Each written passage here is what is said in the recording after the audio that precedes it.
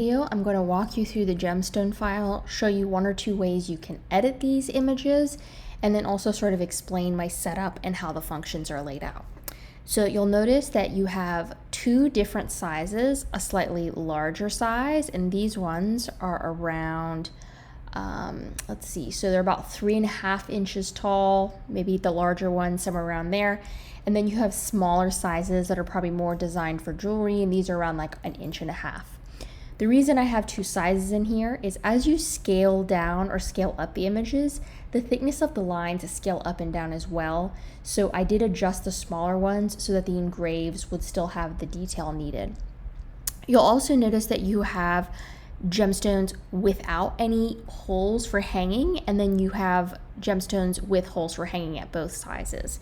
Now, I did my best to sort of guess at how people would want to hang these, but you may want to do it a different way. And so I'm going to show you really quickly how you can adjust that or set that up in Adobe Illustrator if you have that program.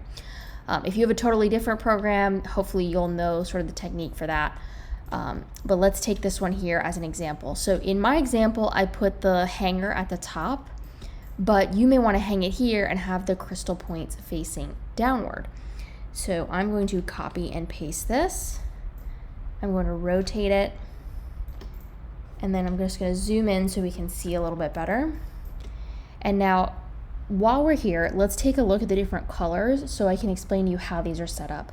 So I have done each gem twice.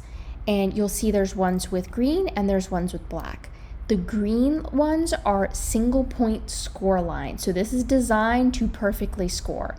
If you've ever tried to take an image that you've drawn in like Procreate or something like that and tried to score it, you'll find that it scores twice. It will score both the outside right side and the outside left side of your lines, which usually doesn't look very good. So I've actually designed this, or I've done this twice. I've created it with single line scores so that it's going to perfectly score each image or each facet. And then I've created filled paths here with varying line thicknesses. So you can see I added a little bit of dimension to these by making the outer edge a little bit thicker versus these where the outer edge is a little bit thinner. And in these ones, so the green is the score lines, it will score your design. You then have a blue line and a pink line. The blue line, you can either score it or you can cut it right to the edge of the facets. So you can cut it with an offset using the pink, you can ignore that, and you can cut it right on the edge using the blue. So with that being in mind, if I want to add a new hanger, depending on how I want to do it, I need to choose whether I'm going to use the offset or the fine edge line here. I should have probably thought of some names for these before I started this video, but you get the idea. So let's say I would like to do it I would like to do the offset. So I'm going to go find that color, and you can see this object is grouped. If I ungroup it, it will allow me to select just that line. It'll then pick up the color. I'm going to create a circle with a 1-point stroke, and I can just make that as large or as small as I want. And then I'm going to position that. I like to inset it a little bit because that makes it more stable. You don't want to have your little hanger out here just being held on by a tiny bit of material. It's going to snap off. So I will put that here, zoom in again a little bit, and then I'm going to hit Command C to copy and Command Shift V to paste. You can also go to Edit, Paste in Place, and that's going to paste a circle right on top of the circle we have. It placed it exactly where the first object was copied from. And then holding Shift and Command, or Shift and Alt I should say, I'm just going to scale it inward to make the inner hole. So now all I need to do is click the outer hole, my offset line, and find my Pathfinder. If you don't see your Pathfinder in your tools, you can go to Window, Pathfinder, and it will bring it up. And then with only these two selected, I'm going to hit Unite, and that will add them together. From here, you can upload or you can subtract this from the shape. So I'm going to select this one, the outer line, and I'm going to hit minus front. And all that did was essentially cut this hole out of this larger shape and group them together. Now, as a note, if you try to do this with multiple objects or while this is grouped, things are going to disappear and it's not going to look like you expect. So just make sure you ungroup and you're selecting the correct lines when you do that. The other option, if I pick this cyan blue, which if you go to your color palette is just the blue right here. Let's switch those and then turn off our stroke. Oh, of course I went the exact opposite of what I want to do. Okay, let's turn off the fill. You could just drag this in here and place your cut hole directly in the design as well. So you don't have to have an offset circle. In this case, if I was going to ignore this line and just cut the shape like this, maybe I'd want to add an inset circle. But you can just drag that wherever you want. If you have premium in the Glowforge, you can, I'm pretty sure, just make the circles this way as well. But that gives you kind of an idea of how you might set up additional holes or adjust that file. Just make sure when you're moving them around, and that was kind of a key thing, all of these strokes are individual strokes. That's how I designed it, so that you wouldn't have a bunch of lines crossing over each other and making sure it would, that it would cut those or score those as efficiently as possible. Make sure you regroup these objects when you're done so that you don't drag it and then it all breaks apart into a lot of pieces, because there's a lot of small little lines here. One other thing, it's kind of maybe an advanced user item. If you want to engrave and then cut without an offset, like we saw with this design here, so we can delete that. Oh, nope, they're grouped. Ungroup. So if you want to get this same effect, but instead of scoring with engraving, you can actually do that. So I'm going to make sure that this object is entirely ungrouped and it doesn't look like it is. I'm going to delete this line, and I always suggest copying these over to a new document when you do this so you don't mess with the original. And then there's a little trick, and this will work for a lot of paths or a lot of vector objects. If I double click, it takes this item into the compound path into isolation zone, and then I can actually select the outer edge here.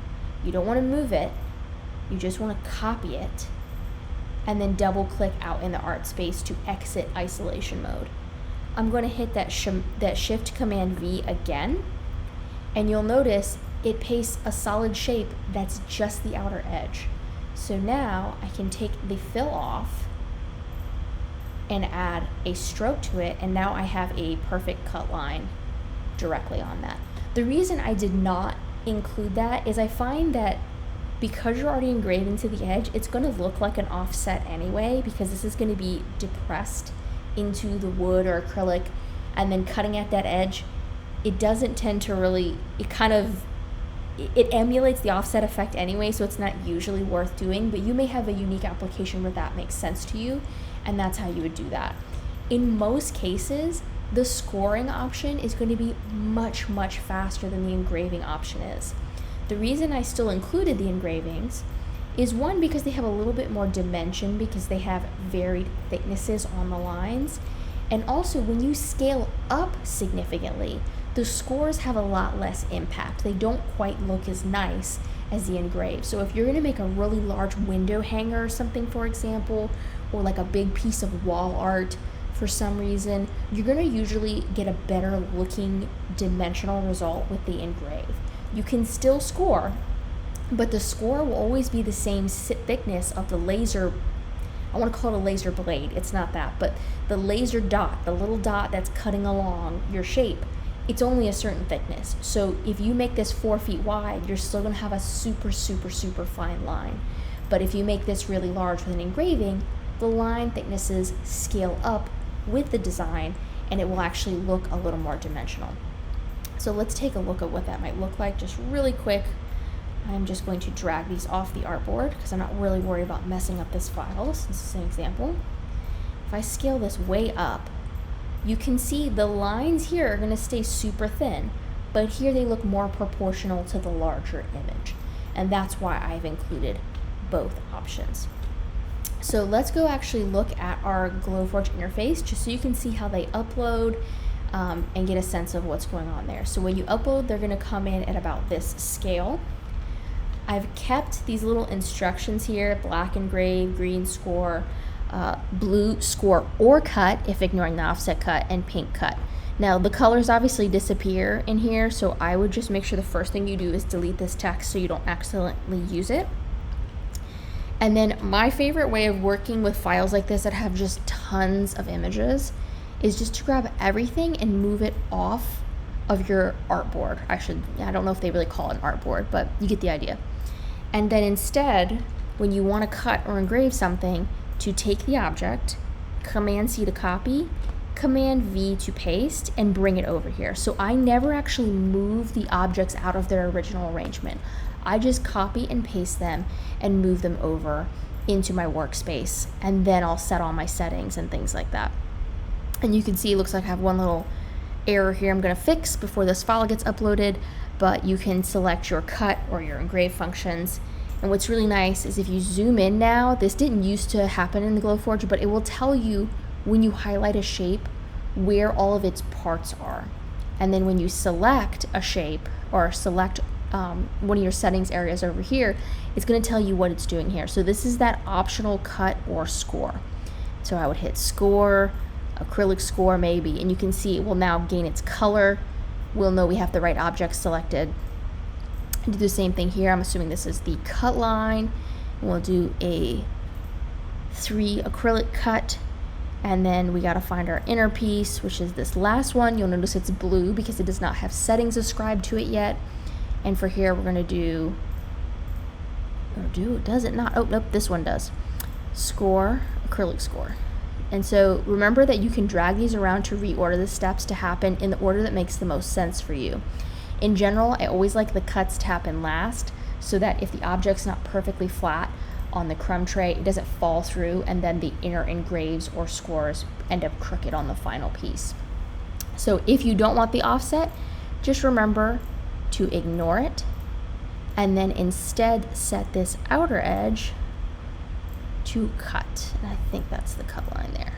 So you can see there's 2 different colors. The red is a cut and the pink is a score. So hopefully that will help you and that wasn't too complicated or too long. You can infinitely scale these up and down. Just remember, for small objects, the score tends to be faster and look cleaner.